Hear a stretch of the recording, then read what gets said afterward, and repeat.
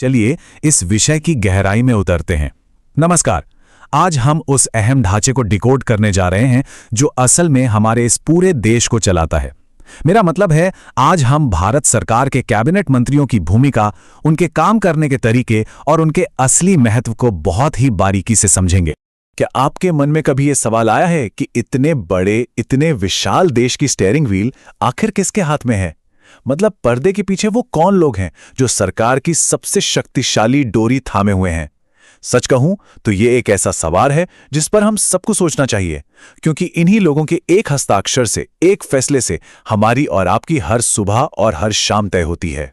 तो आज के इस विश्लेषण में हम जिन मुख्य बिंदुओं से गुजरने वाले हैं वो हैं लोकतंत्र के स्तंभ, कैबिनेट मंत्री आखिर होते कौन हैं, उनकी शक्तियां और जिम्मेदारियां क्या हैं, मंत्रियों का पदानुक्रम यानी हायरार्की कैसी होती है, संसद के प्रति उनकी जवाबदेही और सबसे अंत में पूरे देश पर उनके फैसलों का क्या असर पड़ता है। आइए पहले भाग से शुरू करते हैं।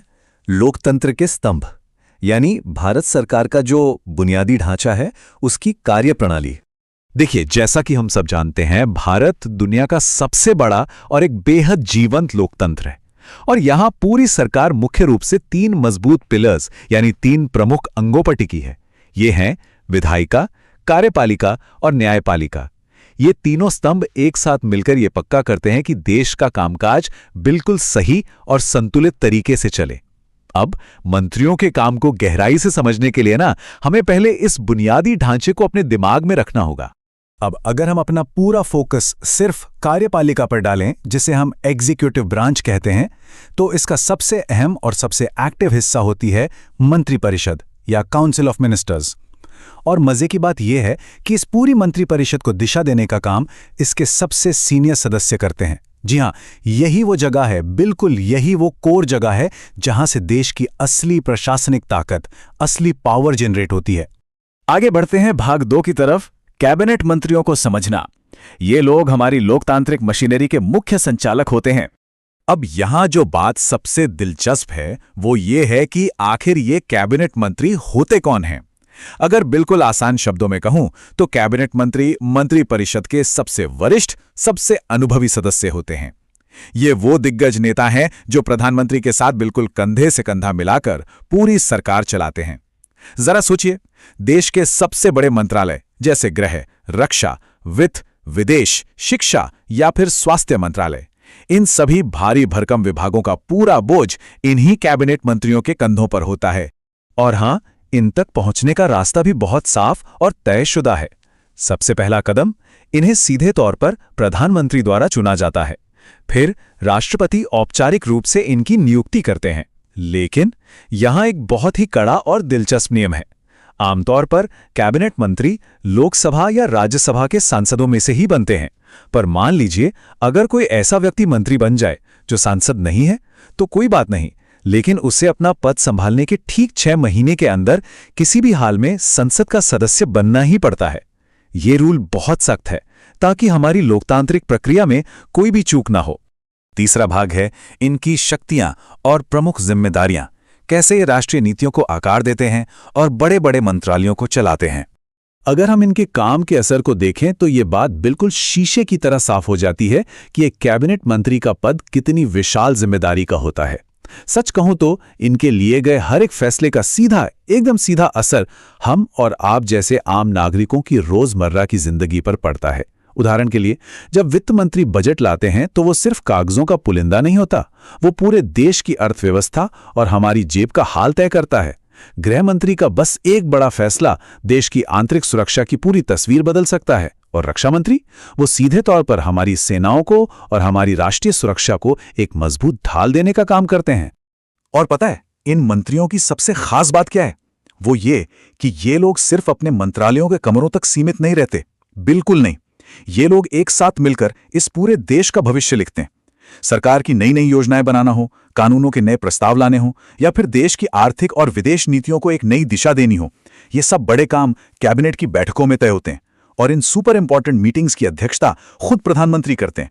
यहीं पर वो कलेक्टिव फैसले, वो सामूहिक निर्णय लिए जाते हैं जो आने वाले 10-20 सालों के लिए देश का रास्ता तय कर देते हैं।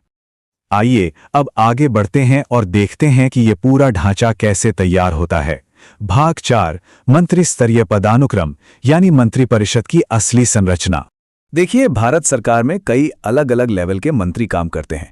एक तरफ तो हमारे कैबिनेट मंत्री हैं, जो सबसे सीनियर हैं, सबसे ज्यादा प्रभावशाली हैं और जिनके पास सरकार के सबसे बड़े मंत्रालय होते हैं। दूसरी तरफ होते हैं राज्य मंत्री और उपमंत्री। इनका काम होता है कैबिनेट मंत्रियों के उनके काम में मदद करना। हालांकि कभी कभी राज्य मंत्रियों को किसी छोटे विभाग का स्वतंत्र प्रभार यानी इंडिपेंडेंट चार्ज भी दे दिया जाता है। इस तुलना को देखकर एक बात तो बिल्कुल पक्की हो जाती है कि अगर हम पावर और प्रभाव की बात करें तो कैबिनेट मंत्री इस पूरी श्रेणी में सबसे ऊपर एकदम टॉप पर बैठे होते हैं। अब आते हैं भाग 5 पर, संसद के प्रति जवाबदेही, और यकीन मानिए यही हमारे लोकतंत्र की सबसे बड़ी ताकत है। एक बहुत ही मशहूर और सटीक विचार है, अगर सरकार कोई भी गलत फैसला लेती है तो संसद में तीखे सवाल उठते हैं और मंत्रियों को उनका जवाब देना ही पड़ता है। दोस्तों, ये कोई साधारण सी लाइन नहीं है। ये हमारे पूरे के पूरे डेमोक्रेटिक सिस्टम का एक तरह से सिक्योरिटी गार्ड है। कोई भी कैबिनेट मंत्री अपनी पावर का मनमाने ढंग से इस्तेमाल नहीं कर सकता। वो सीधे तौर पर संसद के प्रति यानी हमारे और आपके चुने हुए प्रतिनिधियों के प्रति जवाबदेह होते हैं। हर एक नीति, हर योजना, हर एक छोटे बड़े कदम के लिए उन्हें संसद में खड़े होकर जवाब देना होता है। और सही मायनों में देखा जाए तो यही अकाउंटेबिलिटी लोकतंत्र की रीढ़ की हड्डी है। अब आप ही सोचिए, इतनी भारी भरकम जिम्मेदारी संभालने के लिए किसी भी इंसान में कुछ खास बातें तो होनी ही चाहिए, है ना? एक बेहतरीन कैबिनेट मंत्री में कमाल की लीडरशिप होनी चाहिए, प्रशासन की एकदम गहरी समझ होनी चाहिए, उनका जनता के साथ सीधा और सच्चा कनेक्शन होना चाहिए, और सबसे जरूरी बात, राष्ट्र के हित में देश के लिए कड़े और बड़े फैसले लेने की हिम्मत होनी चाहिए। ये पद कोई सिर्फ एक कुर्सी या टाइटल नहीं है, ये देश की सेवा करने का एक बहुत बड़ा मंच है, जिसके लिए सच में एक असाधारण काबिलियत चाहिए होती है। और अब हमारा आखिरी भाग, भाग 6, राष्ट्र पर प्रभाव, कि कैसे ये फैसले हमारे भविष्य को आकार देते हैं।